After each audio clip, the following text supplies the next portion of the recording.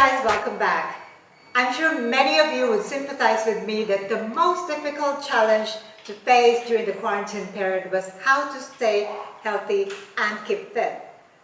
For me, one of my secrets to staying healthy and staying fit during the quarantine period was to have a matcha a day. A lot of you have asked me, what type of matcha should we use for our milk tea or coffee shops? So there are many grades and prices and variety of matcha available in the market. Today I'm going to review these two types of matcha. One is 100% pure organic matcha, nothing added to the ingredients, just pure matcha.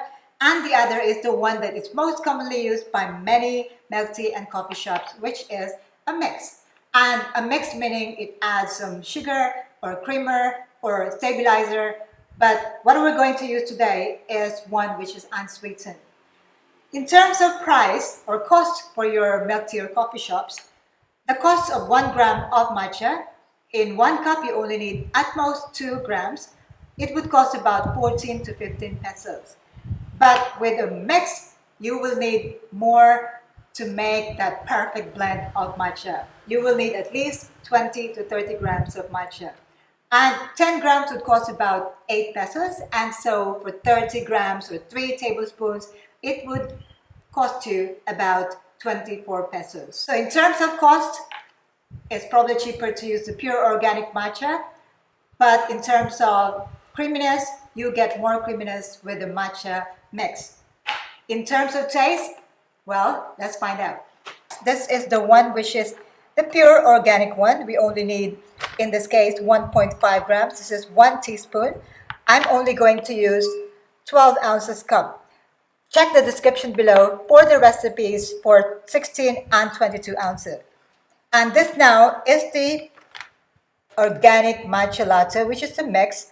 And here I have 2.5 tablespoons, which is about 25 grams. For the pure matcha, I'm going to use a whisk. If you have a matcha whisk, this is perfect for really making that precious powder into a really creamy matcha. And here, in case you don't have a whisk or a matcha whisk, you can use a regular whisk. This is what I'm going to use for this.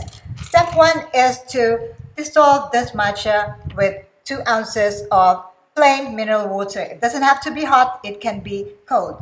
So let's put this here and give it a whisk. Let's look at the second one. It's the same way. We are going to also put 2 ounces of water into the mix. And here we're going to use a regular whisk to dissolve the matcha. As you can see, using a regular whisk will probably take longer than using a matcha whisk. But that's all right, you don't have to worry too much. And even if you have a shaker with this mix, you can't even use a shaker to dissolve your matcha. So that is a little bit slower, whereas let's try and use our matcha whisk and see how it goes. Okay, for sure, it definitely turns into a smoother mix. Okay, let's put that aside for now and let's assemble our drink. Here, I'm going to put ice into my cup.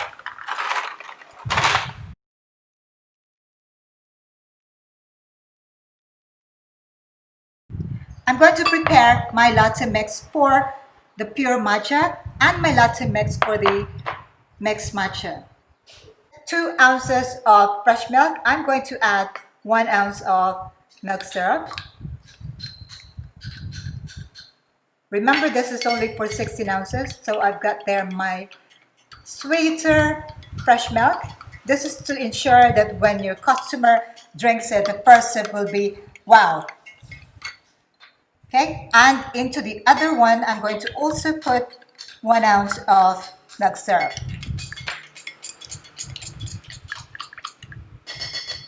There you go. There's our latte mix, and we're going to pour it into our glasses.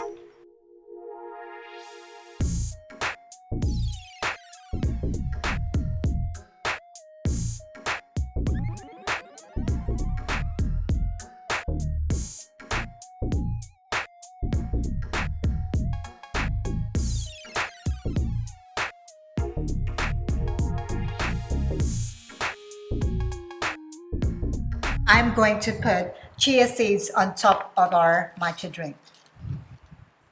Here. Chia seeds is perfect, superfood. There you go. Here you go. Beautiful matcha green tea latte. So now you know the cost difference, the amount of matcha that you need to put in your cups, and this time we are going to see how each one fare in terms of taste. Well, in terms of color, as you can see, the pure matcha gives you that really vibrant green. It's so much better in terms of presentation, especially if you have a coffee shop and presentation is everything. Remember what I always say, the eyes eat before. So if it looks nice, the tendency is for people to be tempted to buy it. So let's try this one.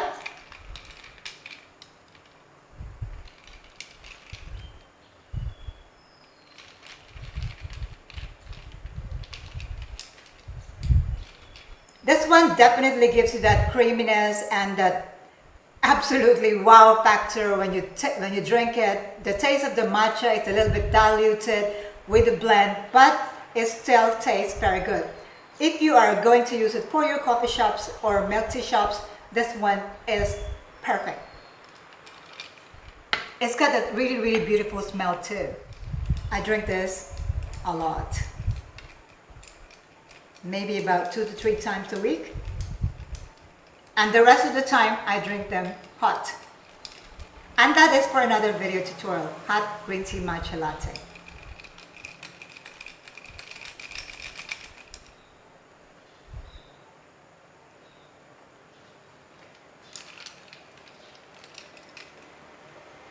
Wow, the taste of matcha is really strong. You can taste the matcha. And the fact that we put that milk syrup there gives you that first sip, wow. And that's exactly what you want to achieve when you are selling a product like this. So my suggestion is that if you are going to use it for home, do this one. If you're going to use it for your milk tea or coffee shops, you can do this one. Or better yet, you can make a blend of the pure matcha and the latte, and it actually tastes better. Again, that is for another video tutorial. In the meantime, there you go. A review of 2 different types of matcha powder right here. If you haven't yet subscribed to this channel but a regular visitor, please do click the subscribe button below. The more subscribers we have in this channel, the more video tutorials I can make. And of course, I'm always excited to start something new. Make a new recipe for all of you to enjoy and learn from. I'll see you again in my next video. Thank you for watching. Ciao for now.